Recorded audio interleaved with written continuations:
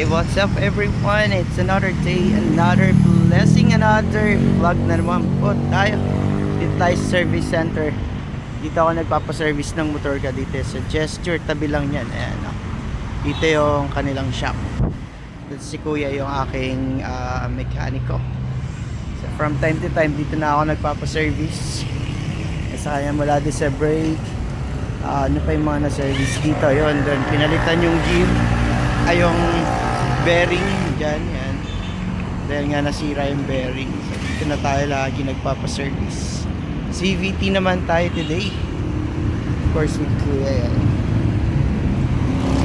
Para ma-maintain natin ang alindog ni Sam. Para sa safety na rin natin everyday kasi sa service na ginagamit ko sa work.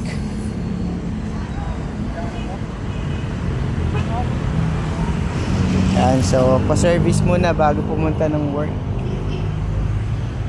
Mahirap na matuyuan. Kailangan na rin mapalitan ng oil. Yan, change oil ulit.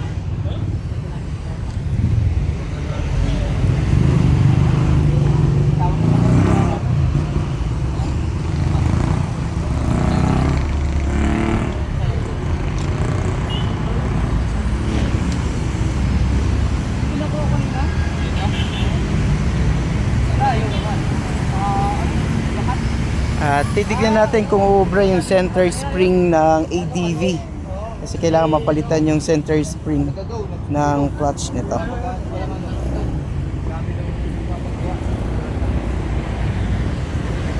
Busy day, busy ang road.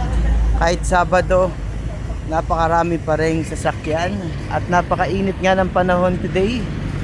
And iniintay natin yung parating na bagyo. Talaga nga naman kakaibang panahon. Ang aga-aga pa lang, 8 o'clock pa lang, napaka init na ng simoy ng hangin. Dito tayo sa Batasan Road, IBP Road. Ayan, dyan lang yung school, malapit lang dito.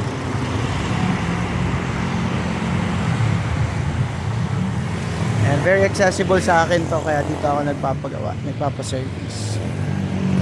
Sa mga gusto magpa-service dyan, and meron tayo dito mapagkakatiwalaan at hindi tayo pagkakaperahan. At nagbibigay din sila ng mga suggestions and options para mas makatipid. Dahil hindi nga naman talaga biro ang mag-maintain ng mga motor. Kailangan talaga natin na gastusan, paglaanan ng budget para sa ating safety at para syempre mapatagal natin ang ating mga motor. Yan, dito lang yan sa IBP Road. Hanapin nyo lang Gesture, yan na dito. Tapos doon naman yung Maklang Hospital, doon, Bandaron. So pagpapunta kayo ng Batasan, dito yan sa kanang bahagi ng IBP Road. Ayan, katapat niya ay ang meron ditong kainan. Ayan, Simot Sarap Chicken Wing. Alright, tara na dito guys, ang mga motorista dyan na gusto magpa-service, mapagkakatiwalaan ng mga mekaniko. Dito lang po yan.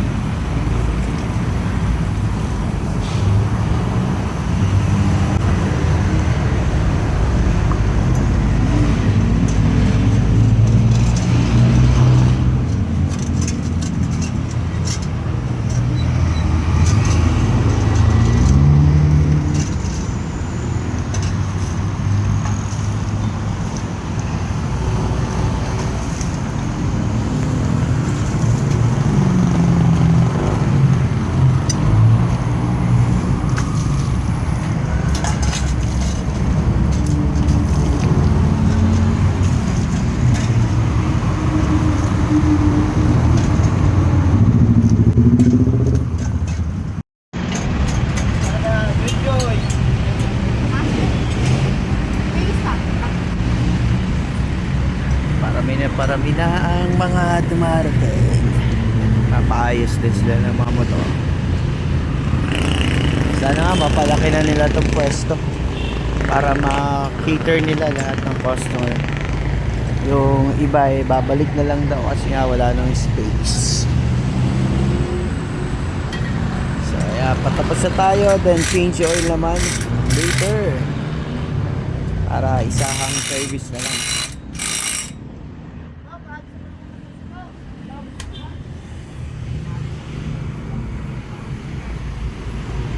Ito naman yung isa na to, nawalan ng or ayaw mag start, nawalan ng power. Ito sa kabila kadena. Yung isa naman kanina, ano ba, nakalimutan ko yung papa-service. Dami nang nakapila dito.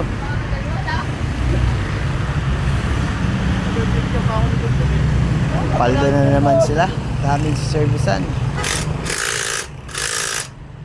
Yan, dyan yung makikita guys, magkabilaan yan, no? Ang daming mga ano dito, pagawaan, pero dito talaga yung dagsa ng mga customer. Dito talaga sila nagpapagawa. Ito lang yan, dapat lang dito guys. Dalawin nyo na sila na masubukan ang kanilang service.